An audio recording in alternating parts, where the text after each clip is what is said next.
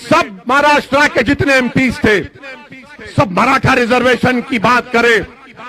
अगर किसी ने उठकर मुस्लिम आरक्षण की बात की तो उस जमात का नाम मजलिस इत्तेहादुल मुस्लिमीन था। हमने उठाया इसको और सब लोग देख रहे थे, शिवसेना के लोग, राष्ट्रवादी के लोग, कांग्रेस के लोग देख रहे थे। मेरे अजीज दोस्तों और बुजुर्गों, ये हमारी बर्बादी की दास्तान है। फैक्ट्स एंड फिगर्स आपके सामने रखा हूं। मेरी आपसे गुजारिश है कि हमको इस लड़ाई को जारी रखना है। ये जिन लोगों को आपने सुना, ये तमाम के तमाम सिर्फ धोखा देती आए हैं। मंजलिस जहां भी इलेक्शन लड़ती है, इनको एक तकलीफ हो जाती है कि वोट कटेंगे। अरे वोट कटे ना तो फिर तुमने शिवसेना को क्यों अपने पास बिठा लिया? क्या शिवसेना सेक्युलर है? यही उद्धव ठाकरे महाराष्ट्र की विधानसभा में खड़े होकर कहते हैं कि हमको फख्र है कि हमारी पार्टी के कार्यकर्ताओं ने बाबरी मस्जिद को शहीद किया। क्या शरद पवार साहब, क्या आपको ये तकलीफ नहीं हुई कि जिस पार्टी की आप तायीद कर रहे हैं उसका मुख्यमंत्री कह रहा है कि हमारे कार्यकर्ताओं ने बाबरी मस्जिद को शहीद किया? कांग्रेस गीरत तो इनके पास रही नहीं, अब बाकी हर चीज से मोहताज हो चुके हैं। और इंशाअल्लाह ताला बहुत जल्द, चंद सालों के अंदर कांग्रेस और कमजोर होगी इंशाअल्लाह। मंजलिस पर इल्जाम ये क्यों शुरू किए तुम?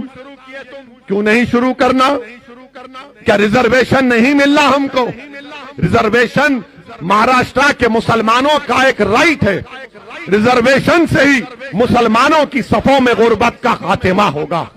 रिजर्वेशन से ही हमारे बच्चे और बच्चियां पढ़ेंगे।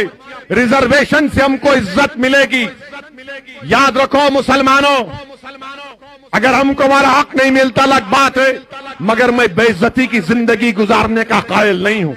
ये बेइज्जती हमसे की जा रही है, धोखे पे धोखा हमको दिया जा रहा है और ये कहा जा रहा है कि ये भड़काऊ भाषण करते हैं, ये फुला करते हैं। और हमारे आने पर दूल्हे भाई आ रहे तो 144, जब राहुल गांधी आएंगे क्या करेंगे? नहीं, कोई वो माइक्रोन नहीं, आने दो।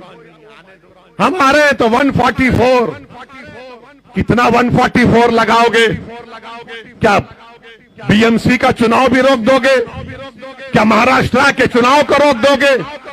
अरे ओ माइक्रोन आ रहा है तो आप बताओ, मुंबई में कितना जीनोम सीक्वेंसिंग हुआ है?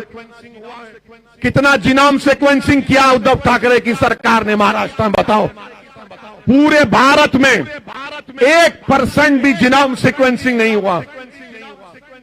कितने मुंबई में 45 साल से ज्यादा कितने लोगों को 2 वैक्सीन लगे? बताओ।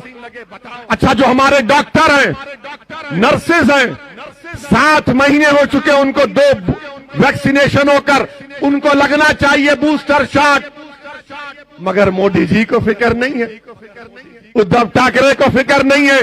और बूस्टर शॉट माहिरीन कह रहे हैं कि कोवैक्सीन और कोविशील्ड नहीं हो सकता। बूस्टर शॉट खाली mRNA का फाइजर या मॉडर्ना होगा। मगर मोदी जी देश में मुल्क को चला रहे हैं, मगर फाइजर और मॉडर्ना से इंडेमनिटी क्लास पर झगड़ा चल रहा है। थर्ड वेव आएगी नहीं आएगी अल्लाह जानता है, हम भी नहीं चाहते कि थर्ड वेव आए, मगर बूस्टर शॉट लगाएंगे नहीं लगाएंगे ये आपका काम है। मैं मुसलमानों में तो बूस्टर शॉट लगा के रहूंगा इंशाअल्लाह ताला। हम बूस्टअप करेंगे। अपने हौसलों को बुलंद रखिए, कभी नाउम्मीदी को अपने करीब आने मत दीजिए और डरने और घबराने की जरूरत नहीं है। मैं सरकार से कहना चाहूंगा कि नागपुर में असेंबली का सेशन होने जा रहा है। अगर इम्तियाज जलील और डॉक्टर गफ्फार कादरी ये प्रोग्राम बनाएंगे कि जब असेंबली का सेशन चलेगा तो मंजलिस को भी नागपुर में एक एजिटेशन करना पड़ेगा, तो मैं आने को तैयार हूं इंशाअल्लाह ताला। अभी मुंबई में हो रहा है, सुना चेंज कर दिए, ठीक है, फिर आएंगे। जब असेंबली में बैठकर पूरे एमएलए बैठ सकते हैं, जब 144 या वो माइक्रोन नजर नहीं आएगा, बड़े बड़ी सभाएं सब करेंगे, ये सबक नहीं हासिल करना चाहते राष्ट्रवादी और कांग्रेस के लोग। हर वक्त रोकते थे मजलिस को। जो कई बरस पहले जब हम और मोइन सैयद मोइन मजलिस का पैगाम लेकर महाराष्ट्र में जाते थे, तो हर जगह पर पुलिस वाले आकर हमको लव लेटर दे देते थे।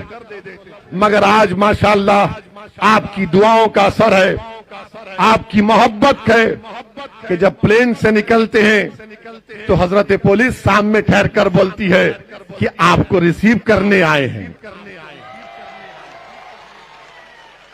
आप रिसीव कर लीजिए हमको। मैं तो सिक्योरिटी लेता नहीं हूं, अल्हम्दुलिल्लाह, अल्लाह हमारे लिए काफी है, मगर फिर भी आते हैं, फिर भी आते हैं। और जो लोग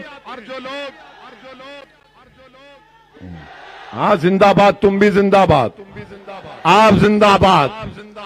याद रखो मेरी एक बात को, महाराष्ट्र के मुसलमानों, मौत तो एक मर्तबा आएगी, आएगी ना एक मर्तबा, मगर तुमको लाखों मर्तबा जिंदा रहना है, लाखों मर्तबा तुमको जिंदा रहना का है।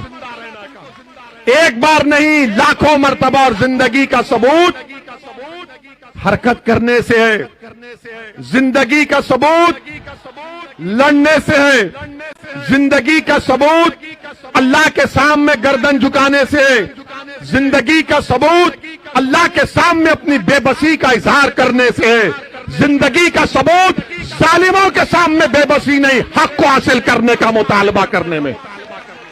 ये काम हमको करना है और आप और हम मिलकर करेंगे। जब महाराष्ट्र के मुसलमानों को इंसाफ मिलेगा तभी तो सही इंसाफ होगा। भारत से, भारत की जमहूरियत से भारत की जमहूरियत मजबूत होगी।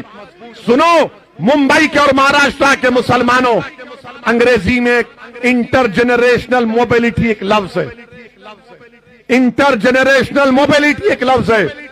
और वो क्या लफ्ज है कि क्या बेटा अपने बाप से आगे गया तालीम में, दौलत में, तो जो मुसलमान 1950 और 1960 में पैदा हुआ, उन्होंने अपने बाप, अपने वालिदैन से ज्यादा तरक्की की।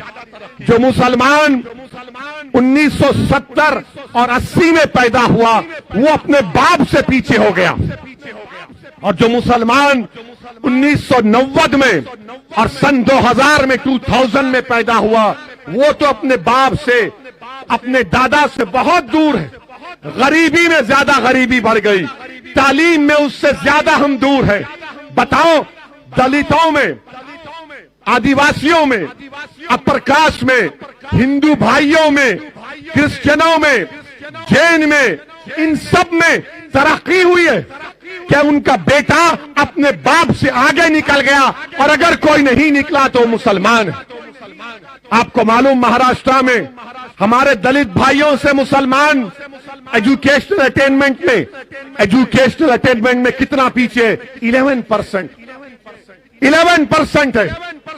यही जब पढ़ता हूं तो जबान में कड़वाहट पैदा हो जाती है, तकलीफ होती है, गुस्सा आता है कि आखिर हमको क्यों पीछे छोड़ दिया जा रहा है।